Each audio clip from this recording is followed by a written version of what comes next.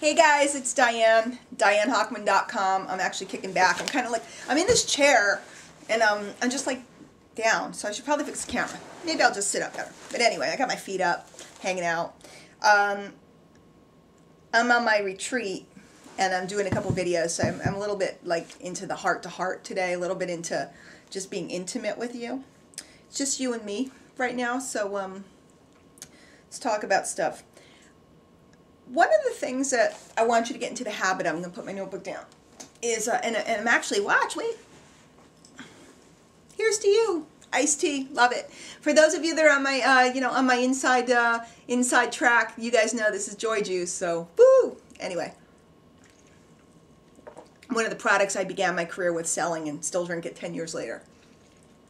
Good stuff. Okay. So, here's what you want to be doing, okay? Stop asking what to do. Oh please, oh please, oh please, stop asking what to do. That's all I ever say. What do I do? What do I do? What do I do? How do I do that? What do I do? Can you tell me how to do that? Will you tell me what to do? Here's the question that you want to ask over and over and over, especially when you get with a player. Guys, if you're hanging out with a player, a real marketing, player, whether at your MLM, whether down at the Chamber of Commerce, if you have a small business and you're a member of the chamber and there's somebody really successful, humans' tendency, we come from an employee mindset, most of us. We grew up in employee households, but now we're in businesses, so we're continually asking, what do I do? Stop asking, what do I do? Start asking, how do I think? Okay? When you get a chance to run something by someone, or if you have a consultant, if you hired a consultant, like I'm a consultant. The reason why I'm bringing this up is because people hire me to be their consultant, and then they spend their whole time asking me what to do. And it's kooky. When you sit with someone that's done what you want to do, you show them a scenario. You go, here's my situation, this is what I got going on. How would you approach this? What would you handle? How would you handle this? What do you think? Okay, so you go to your mentor, your upline, whatever, and you go, okay, here's what I got. I got this many leads, I did this many presentations, and this is the outcome, and it's not what I want. How would you handle this? What do you think about it? Okay?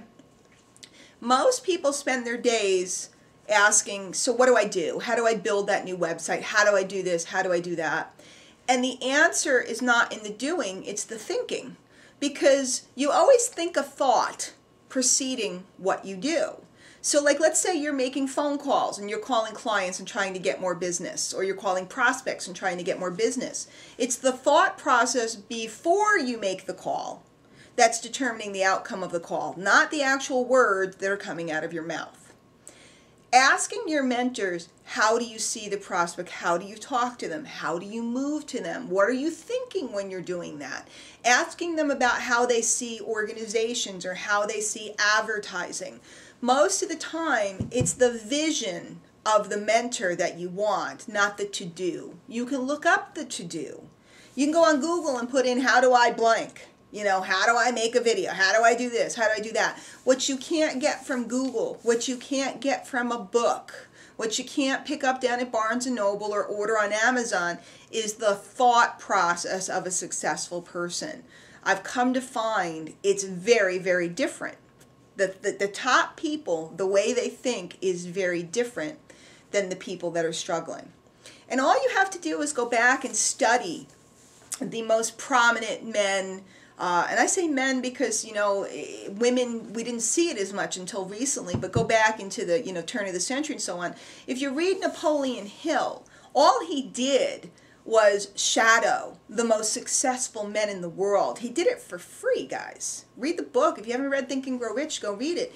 And all he did was he documented the commonalities, the common denominators among the most successful men in the world. If you go read Rich Dad, Poor Dad, Robert Kiyosaki, he talks about there was a mentor he wanted. And he went in service to this mentor because he wanted the guy. He knew that if he served the guy, he could get his thought process. Guy gave him a task. Robert did it successfully. He ended up studying with him.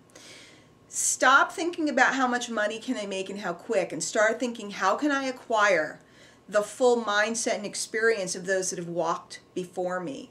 not only will it save you years of trials, tribulations, and frustrations, but it'll turn you into a money machine much, much, much faster. It's not in what you do, it's in how you think. If you're thinking properly, if you can see leverage, if you can see the whole landscape.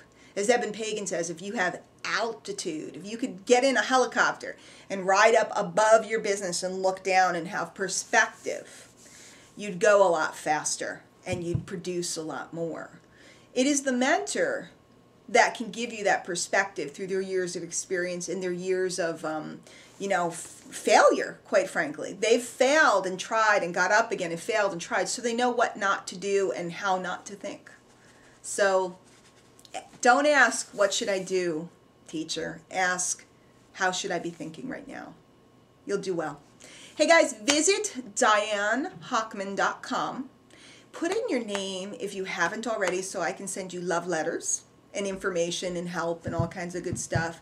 And definitely shoot me an email. Once you get in there, you'll get an email from me, and shoot me back an email. Let me know who you are, what's going on for you. Maybe even ask me, hey Di, here's my situation. How should I think?